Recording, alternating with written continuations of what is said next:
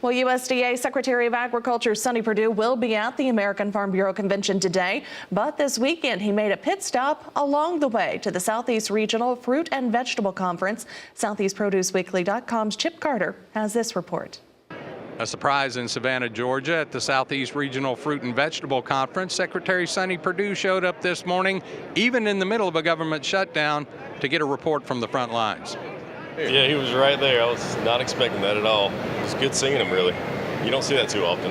It was a total surprise. It was really amazing, and that's one thing we like about the trade show here, is because you never know what's going to happen, and we appreciate him coming by and visiting with us. When Mr. Perdue became where he's at, when he's up there in Washington, I was like, gosh, I know him. I could get up there and talk to him. I could tell him these things about the hog problems and where we're having these problems and why can't we get these situations resolved. And lo and behold, he walks in today and he's here, and now he's in front of my face. It's like, sir, this is the answer to the problem right here.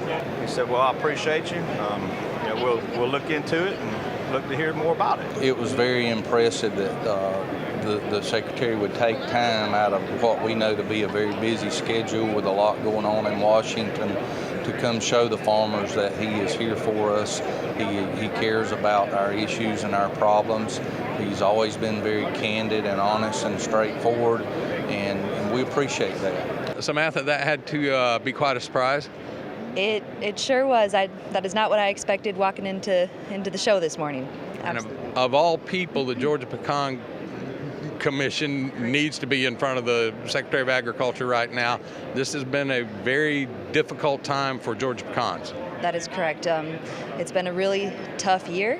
A couple tough years still ahead. The China retaliatory tariffs were an issue to start the harvest season, and then Hurricane Michael just kind of finished things off. Thank you. Yes, and what a lot of people I don't think really fully grasp is the generational impact that it's going to leave on our pecan farmers in Georgia. It's going to take 7 to 10 years for our guys to see a crop come off a new planting. I think it was really important that he's aware of our issues and he's here to support us.